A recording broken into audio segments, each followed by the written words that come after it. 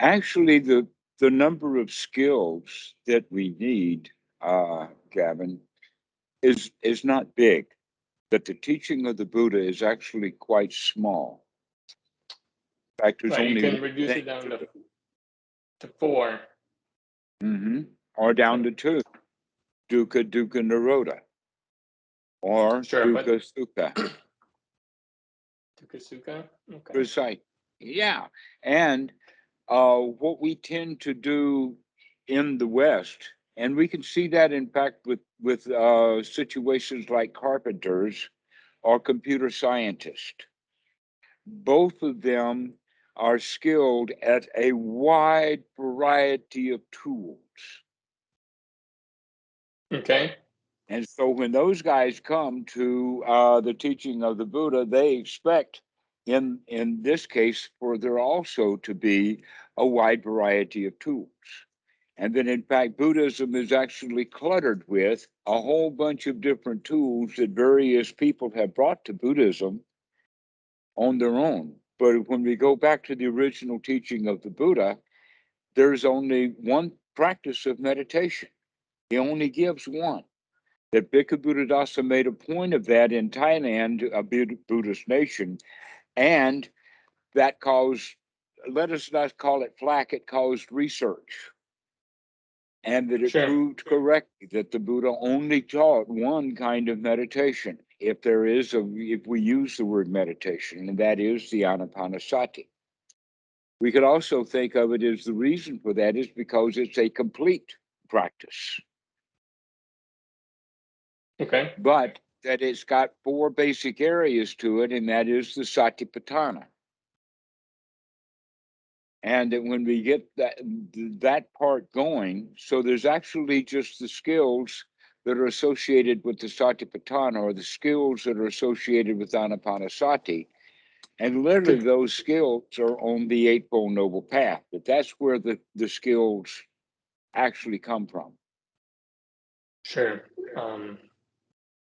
Does that start with, I'm content. I know I'm content right now. I can feel it. I'm fine. I'm having a good time. Okay. I can't lie to myself about that. Then who could ask for anything more? When you're asking for more, that's just adding dissatisfaction to it.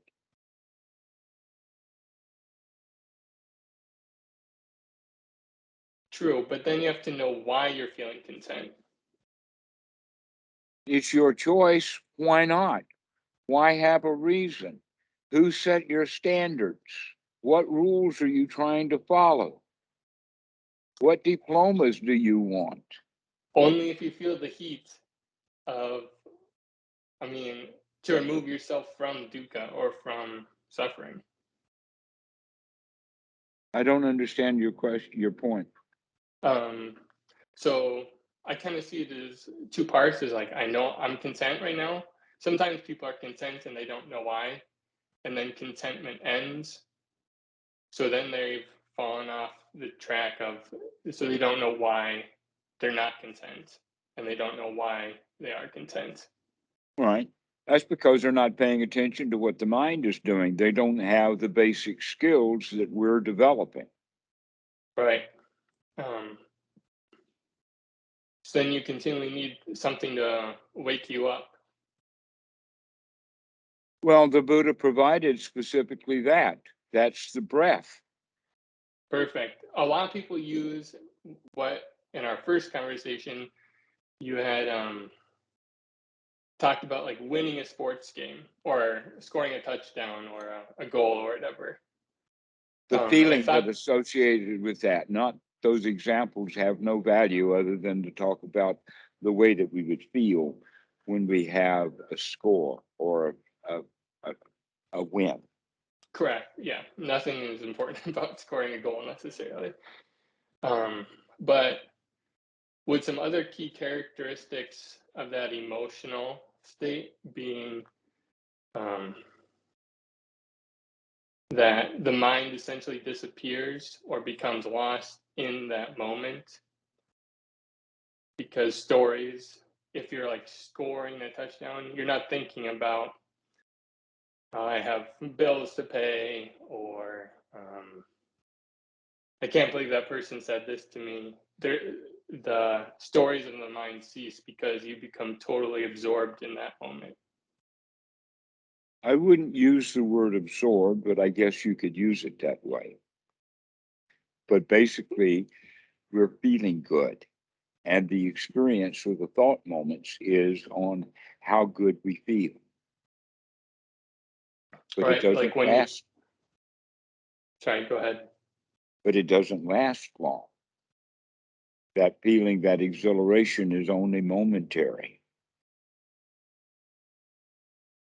Mhm. Right. Well, that's because usually that's Because something else comes into their mind to disturb it. right, because they have a new desire, because they just desire to score the goal. Precisely. Yeah. Okay. Um, so that's when you talk about the grandfather clock working correctly is when it's silent, or like your ear is working when you can't hear your ear, because if you can hear your ear, it means something's wrong with your ear.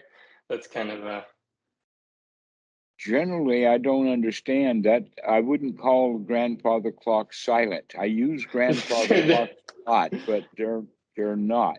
In fact, you know it's working, and you know it's not working when it's completely silent. Dukkha Naroda. Well, yeah, it goes tick, tick, tick, or whatever. And so in any case, we do bring ourselves into states of exhilaration, states of joy, states of happiness, contentment, whatever different degrees and gradients you want. But they often don't last very long because something will come up into the mind that hinders the mind to hinder it from being in that state. And so this is the practice of ānāpānasati, is the practice of using the breath as an anchor to remember to look at what the mind is doing.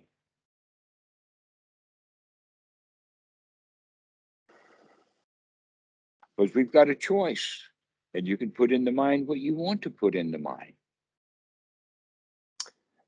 I agree, but yeah, I agree.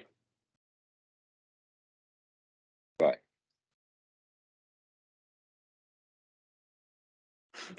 what's the but? There's no but. Okay, all right. Yes. That we do have a choice. That's the teaching of the Buddha. That you could say in our language, the word choice is what we actually in Buddhism get stuck up in language of anatta. If there is an atta, that means that you don't have any choice. And that they teach that in the sense of that karma and the results of karma, that you will, if you do a bad action, you will get a bad result no matter how long it takes. Even if the old karma machine or God or devil or so whatever has to dig you up just to kick your ass. Okay, that's the old teaching, and that means that the things don't get dead and buried. And you can see how that happens really within culture. An example of that is that, in fact, the politicians even know this, that once a law is passed, it's almost in perpetuity. It's very difficult to get any law that has been passed unless it's got a grandfather clause to it where it dies itself. But if a law has no grandfather clause in it, then it's very hard to repeal a law. So our culture got started many centuries ago and is still rolling on, and we just live in the same culture. And nobody, even those who can look at the culture and see what's wrong with it, they don't have the ability to change the culture because the mindset and too many people are set like that. But an individual himself can make that change. He can decide that he can change. And that's what the real teaching of the Buddha is that there is no self, there is no structure, or there is no set ways of doing things because of tradition, or because it's been that way, or because somebody said it like that. And now I'm actually going down the list of items in the Kalama Sutta, which you probably have heard of. Don't take things by tradition. Don't take things because it was from a teacher. Don't take it because it's common knowledge. Well, is that just the same as clinging to rites, rules, and rituals? That's exactly what that word is silabhata paramasa, is the clinging to, and we do it at a grand scale. And what we need to do is to see things from a new perspective, and that new perspective basically is an inspectional perspective rather than keeping a set of rules in place. We need to dismantle those rules and place instead the observation in the moment of dukkha, dukkha, nirodha.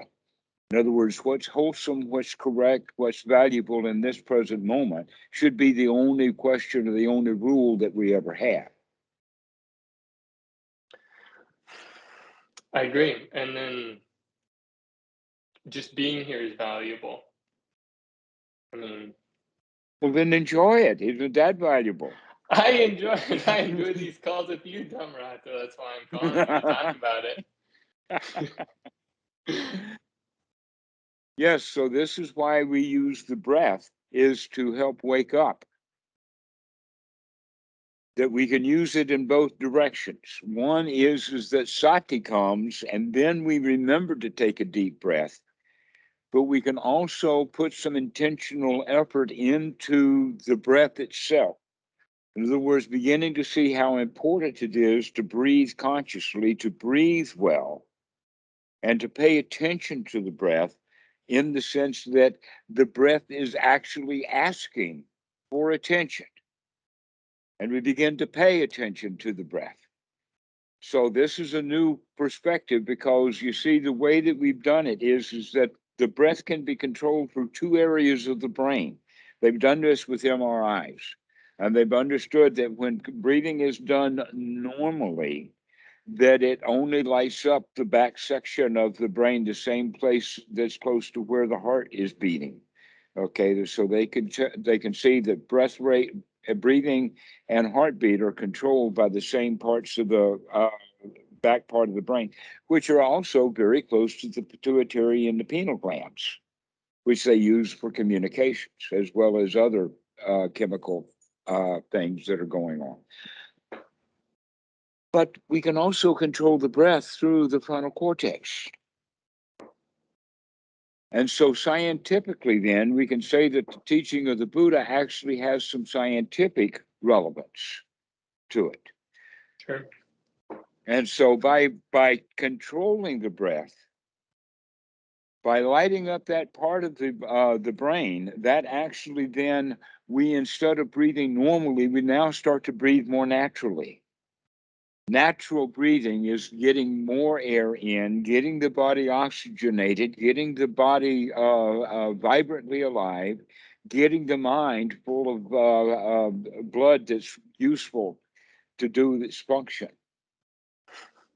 Okay, so learning to breathe well is beneficial for health reasons for the body itself, as well as for the mind, to wake us up.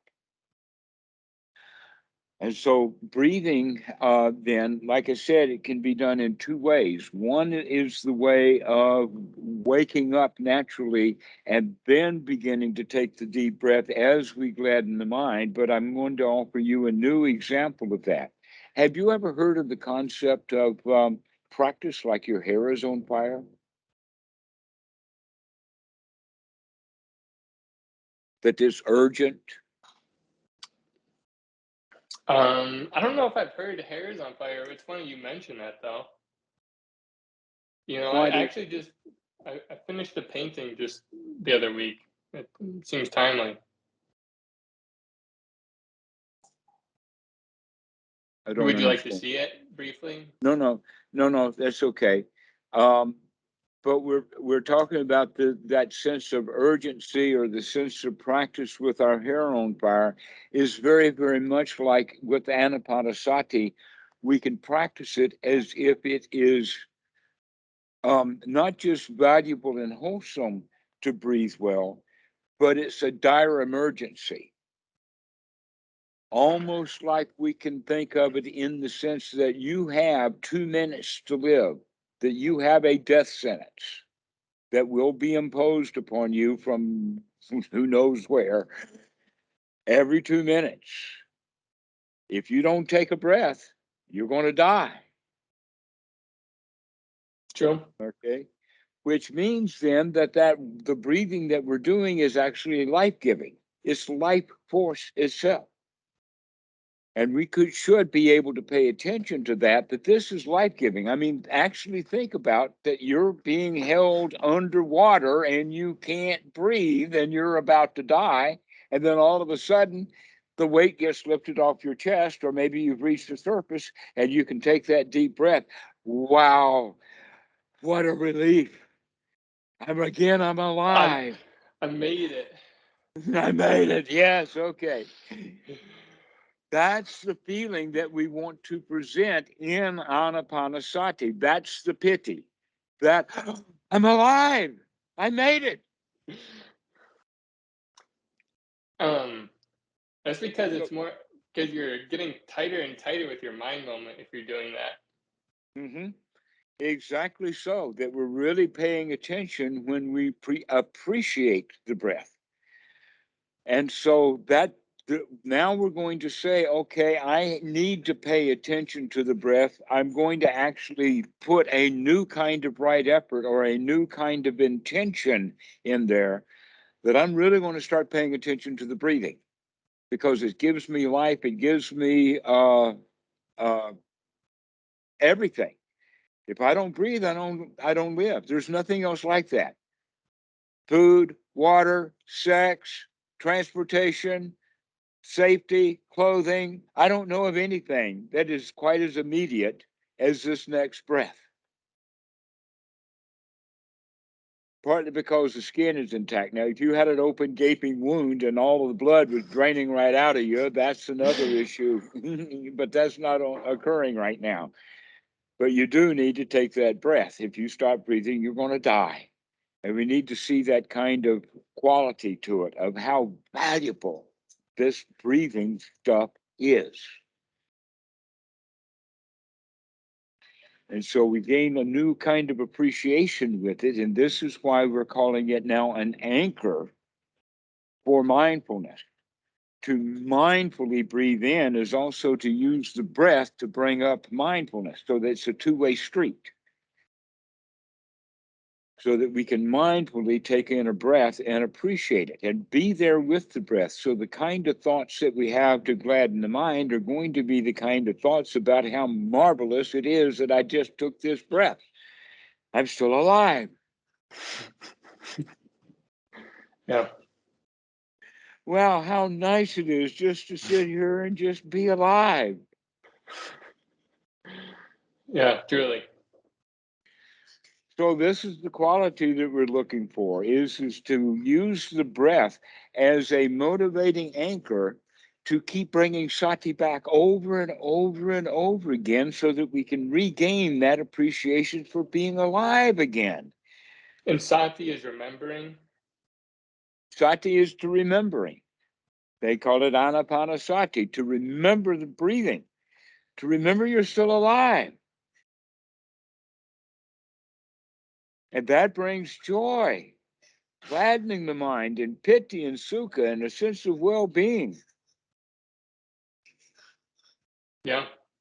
It's a very natural process.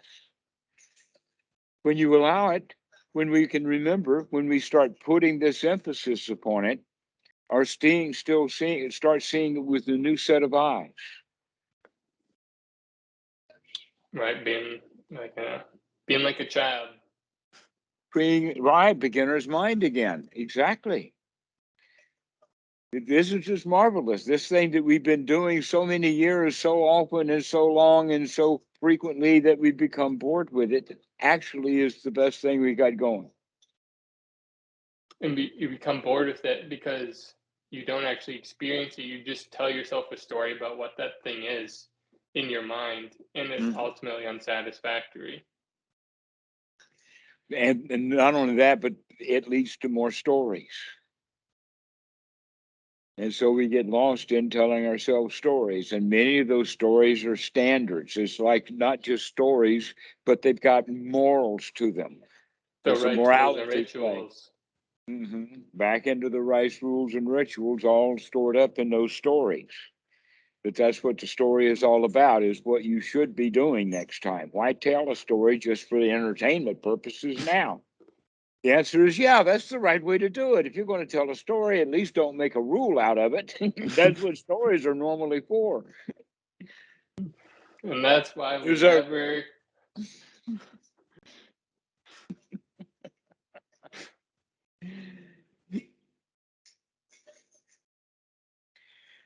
There's an old story that we can put it backwards in this case. But the story is that the woman was very exasperated with her two boys. They were twins, but they were completely opposites.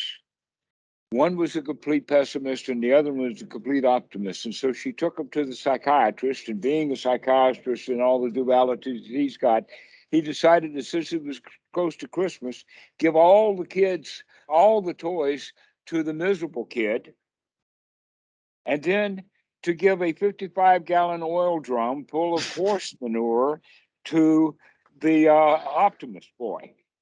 Okay, and so she did that. On Christmas morning, she goes and she opens the door of the pessimist, and there he is sitting with all those toys, and he's banging them, and he's beating them, and he's frustrated, and he's angry, and she says, "What's going on?" And he says, "I don't like any of this stuff." And she says, "Well, you just play with it." She closes the door. She goes to the door of the boy with the 55-gallon, and there he is standing in the barrel, lifting this each individual turd up like this and going, "Whippy, whippy." And she says, "What are you doing?"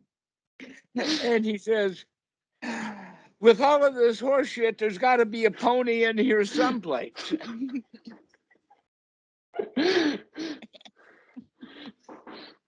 That's a good one. That's funny. Okay, well, that's the typical mindset is with all of this horse shit that we keep putting up with, there's got to be a pony in there someplace. That's the delayed gratification.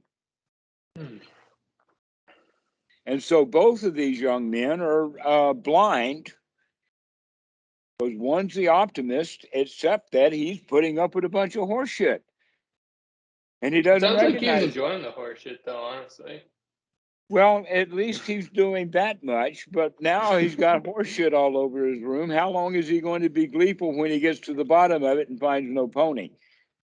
True. True. Exactly. All right. So he's bound for disappointment that way.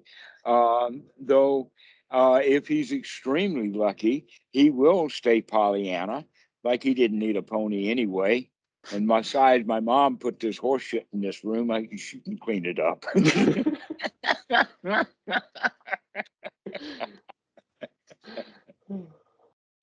So, yes, there is possibilities for him, but the point that we're making is that with the pony of the story, there's got to be some horse shit in there someplace, which is the moral of the story, which then makes some sort of rule. There's only one story that I know of that the moral is to stop having morals to stories. And that's the story of Adam and Eve. You know, The Adam and knowledge Eve. of good and evil. Yeah, the knowledge of, well, actually having to live with the results of their actions based upon the knowledge of good and evil. There they were in paradise, and paradise is paradise until you find something wrong with it. You start finding the evil in there. What are you going to do with your paradise when you start seeing paradise as evil? Happens to the best of us. Happened to Adam and Eve.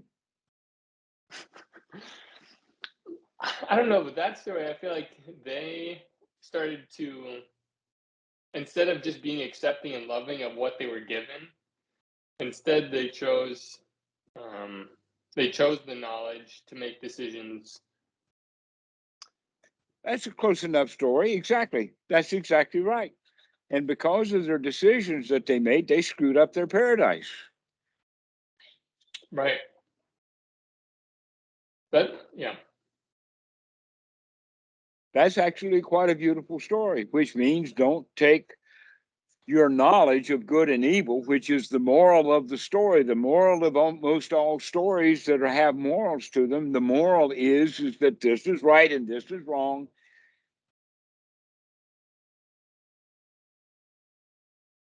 But this story of Adam and Eve is the story about look what happens when you choose what's right and what's wrong. You lose your paradise. And our first conversation, that's why the angel with the flaming sword is stuck with me, is because I feel like I work as in design, so I look at a lot of symbols all day and just think about symbols sometimes, and just the idea of any sort of sword or cutting device being a symbolism of the mind. That's super important. Just sort of like But it can a be tangent. used to cut stuff up that doesn't need to be whacked up. That's one thing, but it can also be used for discrimination to see what is wholesome and what's not wholesome. Right, judgment versus discrimination. Mm-hmm. Yeah, that's could you elaborate on that a little bit? Because Well, which in my kind of angel mind, are you going to be? This is, in fact, the story of Star Wars, precisely with the lightsabers and Darth Vader and Luke Skywalker is the good against the evil, and both are powerful. Flaming sword of justice, or the flaming sword of critical thinking.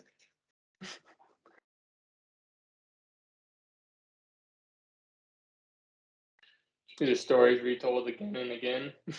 Same story over and over again. When are we going to finally learn the lesson that we should not be going around with the stories that lead to quest of good and evil? That good and evil are not at war with one another. They are only at war with one another within the religious mind of the human being. What about the dual mind, like Well, duality? that's the duality, but that duality is still within the mind of the ignorant human being. You're right. It's only within the mind. It's self-created. Hmm. Which is the only place for doubt to arise. I mean, that tree has no doubt. This whole town has no doubt. This whole island has no doubt, except in the minds of the people who are on the island that are doubting whether they should be here or not. Yeah, what's there to doubt about this instant? Here I am. Hmm. No doubt about it. Exactly. This next breath is life giving. No doubt about it. I don't have to worry about anything else. Been So, working long. It's been working well this long. It's probably just going to keep working. so when we recognize that this kind of thinking, which can be called a critical thinking, judgmental thinking, setting rules, setting standards, attachments to rules and standards and whatnot like that, is one of the primary reasons why people are miserable and unhappy. Is partly because they can't make up to their standards. That we're very, very good at setting very high standards, and then we feel bad because we can't reach our own standard. Sure. I remember that specifically with myself in high school with Chopin's Revolutionary Etude. I demanded that I learn to play that thing, and I never did it. It was always sloppy. I just couldn't play it, but it was a hard lesson to learn. Mm. Don't play music that you can't play. Play music you can play so that it is music rather than noise. Wanting something that we can't have because we set some sort of standard. And that That would this is be just a memory you have of something I said. You were like, that was my like a story you're sticking to within yourself. Like that's another story you're telling yourself that you have to do. Mm-hmm. Exactly. And almost always the stories we tell ourselves have that moral kick, which also, in another way of saying, it gives us marching orders, or it gives us a task to do. Something should be done. And that most of our human behavior comes from that kind of motivation. We don't do things because it needs to be done. We do things because we think it should be done. Okay. Like, for instance, the truck out there, the battery is dead. Okay. Now, many people will put that in the sense of that's something that should be done, to where no, really, it's a matter of the mind. The mind says that it should be done. It's the battery's fine dead. Because you're going on that story, well, I have to get the truck to go to town because I need the groceries home. But can we go into that story wisely so that we can see that, oh, I want the battery charged up so I can drive the truck. Right. So you're just recognizing Because the not maybe today. I don't need to drive the truck right now. I can sit on the porch and enjoy the day. And tomorrow, Right. maybe I can charge the battery and go to town. Mm-hmm. But a lot of people will see the battery itself and says the battery itself needs to be charged. When in fact, the reality is that it's just saying they think that it should be charged. Like, So for instance, the society needs to be fixed. Except one point about that is that no, that's something that so many people think that it needs to be fixed. They think it should be fixed, and many of them are at odds with each other about how it should be fixed. totally. And so it's not the society itself that needs to be fixed at all. But it's my desire that it needs to be fixed. And Everyone's what really perfect. needs to be fixed is my desire, not the society. Right. A bodhisattva is just someone who won't take his own advice. Well, that's an interesting point about the bodhisattva ideal. I can see the roots of it back in the time of the Buddha with the metta meditation, which was part of the teaching of the Buddha. That was another group. The Metta Sutta has to do with, or one of the sutras about metta anyway, has to do with that this is something that another group is practicing, and the Buddha points out the limits to that. But basically, the issue is the cause and effect, in the sense that we practice a metta meditation as a cause for the effect to me have metta out there. Yeah, Okay. that's like praying. You got it.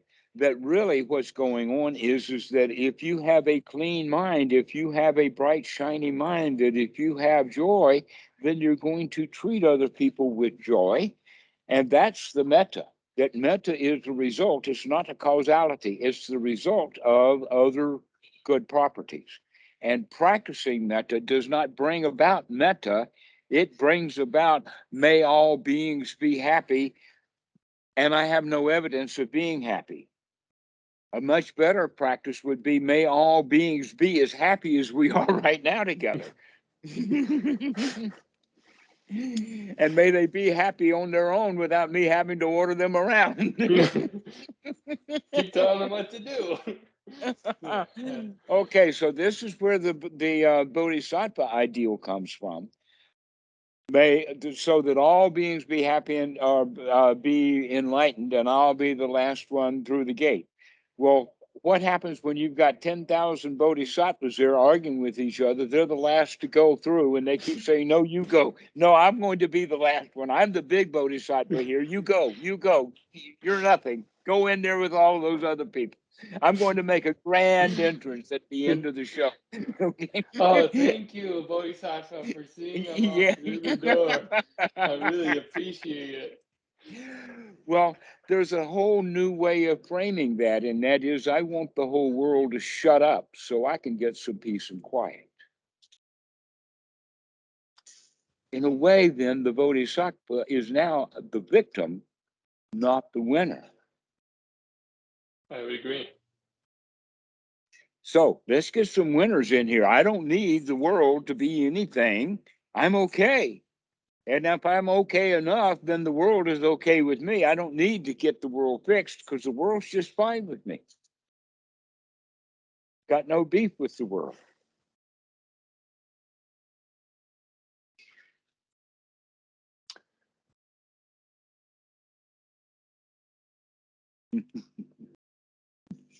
And everything's okay, and there's no problems with the world. And all of those people are just confused about that. There's confusion for sure. I don't even. It's right. There's right livelihood and right. It's not like it is ethics, but it's not ethics. Right. Well, yes, there is right livelihood, or we could also think of it as right lifestyle. But right livelihood is basically that you're going to be careful that what you do is not going to be harming other people. So there's the classic list of things that would be like you wouldn't be a bar owner or a bartender, you wouldn't run a still or a distillery, that you wouldn't be manufacturing or selling weapons, you wouldn't be manufacturing or selling poisons, because all of those products are directly engaged with harming people. And anytime you have that mental formation, you're not, because you're not watching, you're not in a mental formation of metta or whatever wholesome thought you're having. Right. So by doing things, by having a profession that harms other people, I saw the hand gesture caused it to happen. Oh, really? You're a little bit faster than me still, I guess. I don't see your video coming on yet. Can you turn the video off and on again? Sure thing. Oh, there you go. I think it should be coming through. Okay, the reason I wanted to ask about that, though, is because also in the last time you were talking about ki, or the energy you take in.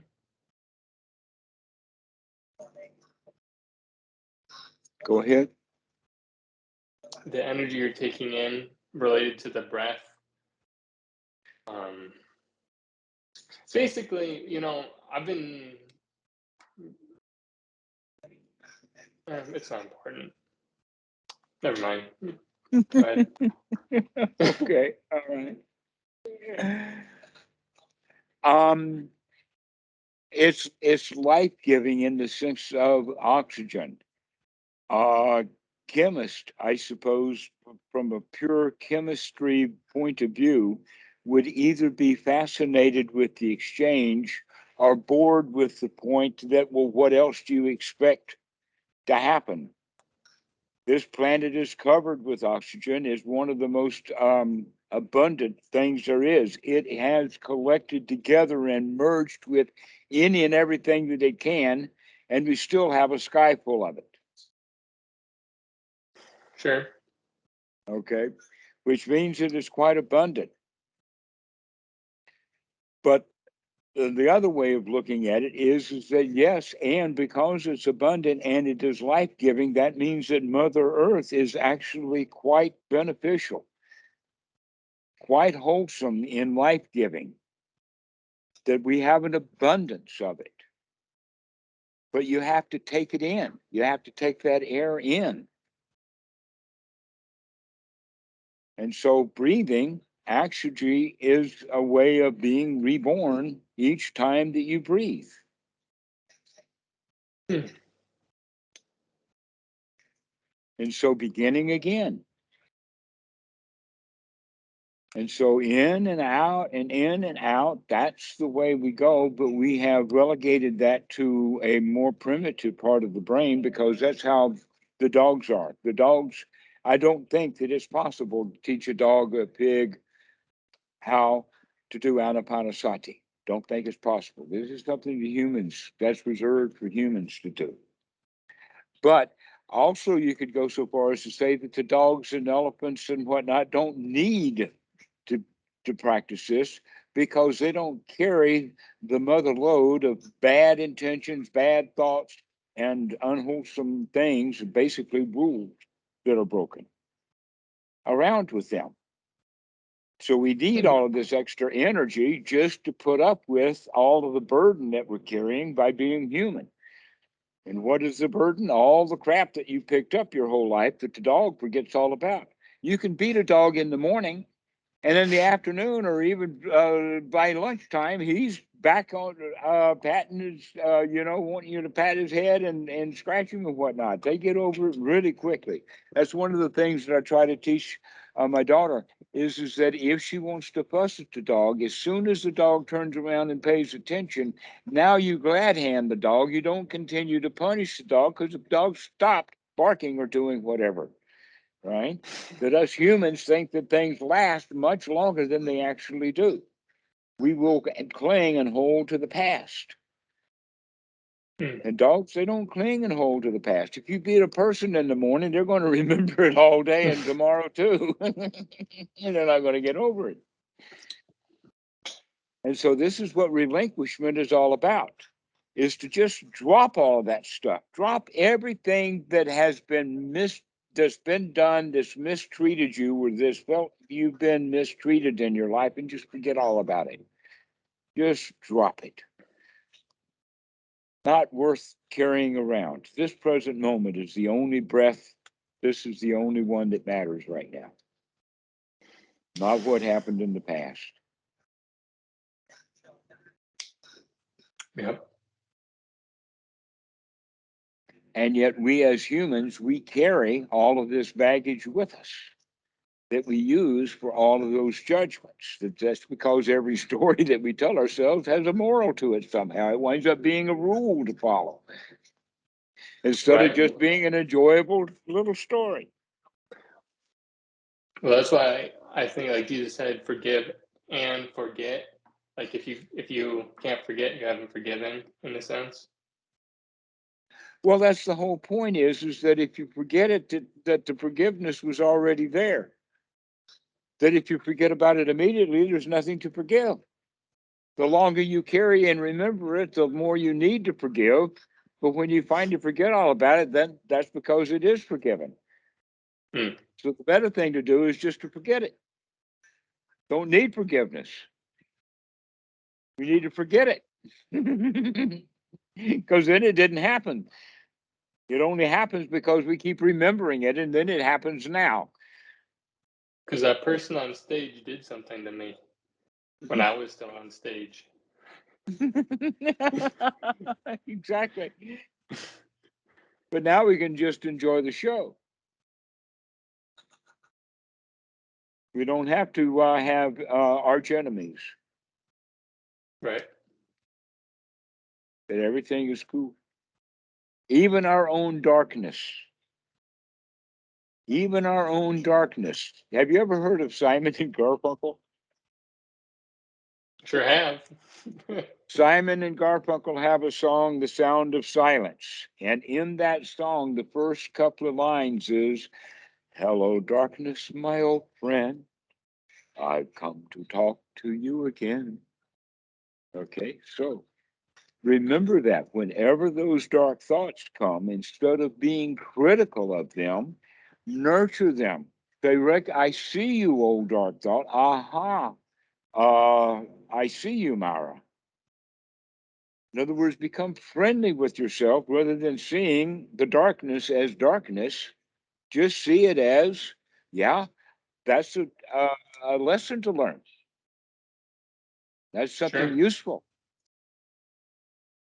That I don't have to punish myself because I'm not doing the way that I should be doing and setting standards for myself. That I'm not keeping standards anymore. Even the darkness is my friend. Everything is worth learning from. So I see you, Mara.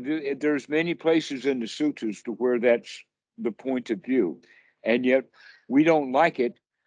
We don't like to see or have pointed out our faults and our problems, rather than recognizing that if we don't see our faults and problems, then they're just going to keep hurting us. But if we can see it and deal with it, we can get over it and then drop it and forget all about it. But if we continue to do it, then because we don't see that this is harmful, that this has got dangers to it. But once we wake up to the dangers, then we can find the escape and finish with that. Forget all about it. And so this is why we want to use the breath as sati to help us to remember to come back into the present moment and forget all about the past. Not just one event after another that we can forget about, but just forget the whole show in a way. Let's watch the show in front of us instead of keep rehashing the old show in the mind. I follow. I get. Mm-hmm. And also, if you can let your mind wander like into any of your memories, like it's expansive because you're not hiding anything from yourself anymore, and you can. Expansive, yes. Infinite, not a chance. Sure. Well, yeah. No, your memories aren't infinite. No way. No, no way. Mm-mm. In fact, the more we forget, the better off we are. Let's keep it simple. Let's keep everything really, really easy, simple. Let's not have a vast mind and a vast memory. Let's just keep it simple. That's the easy way.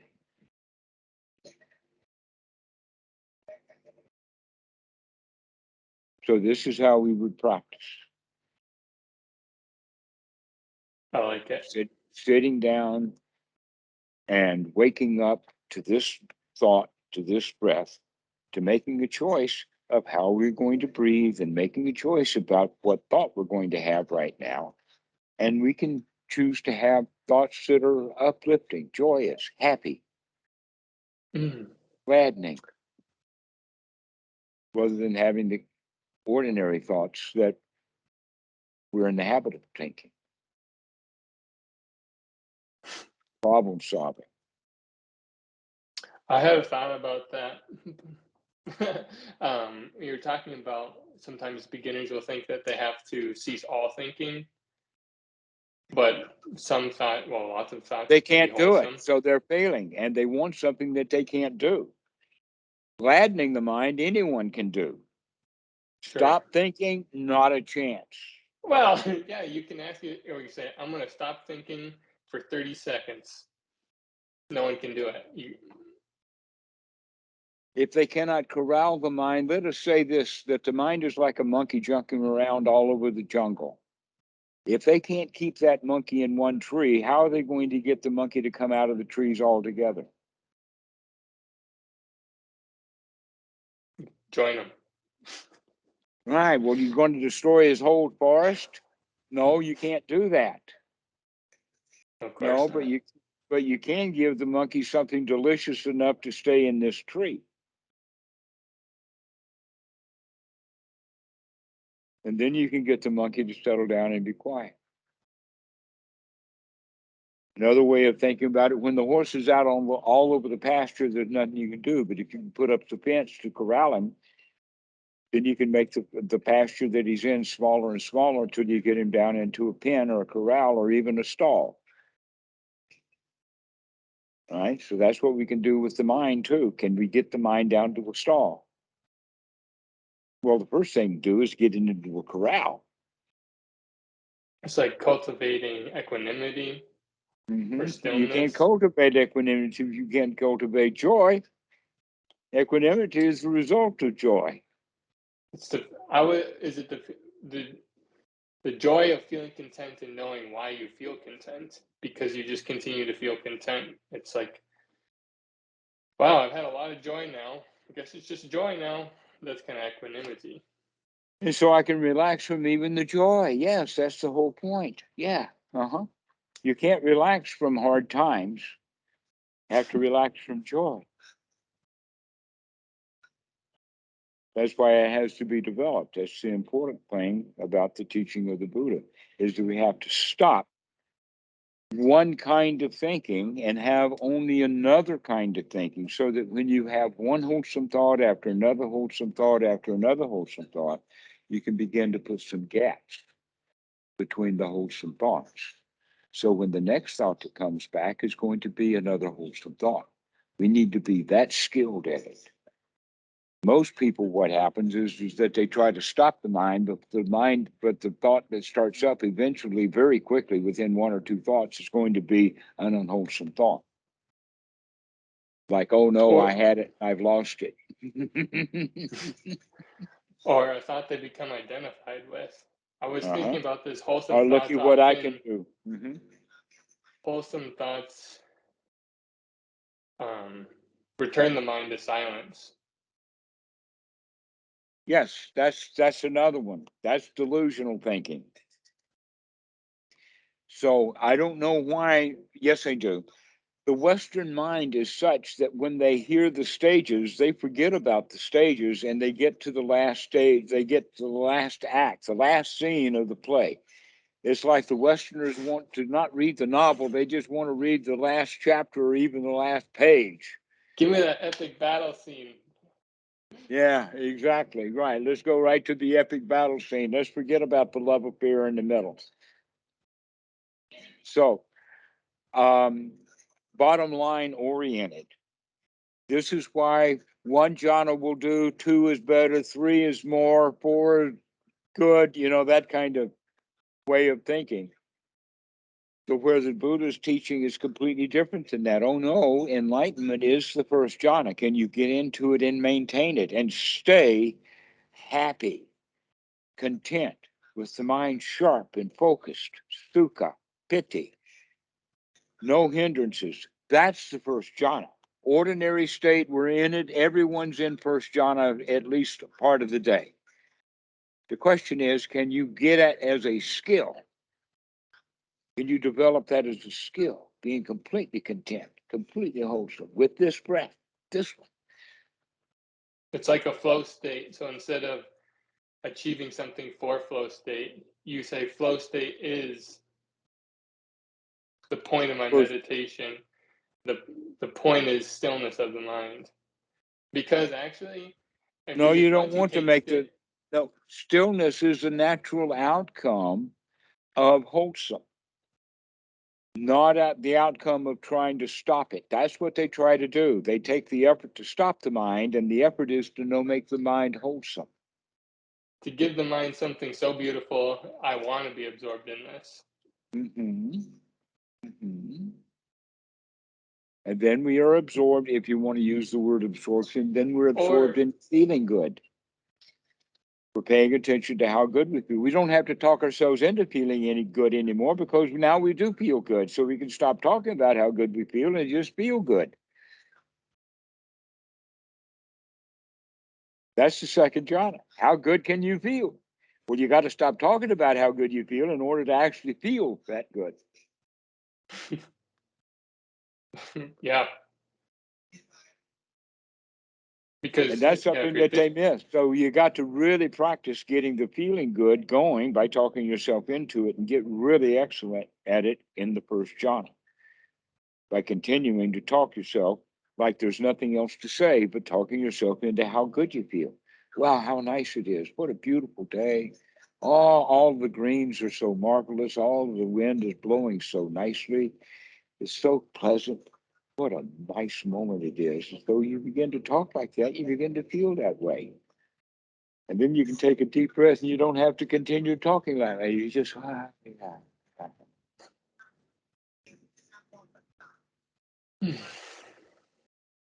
right on board. Excellent. Well, you go practice, Gavin. Go pray. Enjoy. Fantastic. I appreciate the conversation as always, Dhammarato. See you soon. Absolutely. Okay, bye-bye. See ya.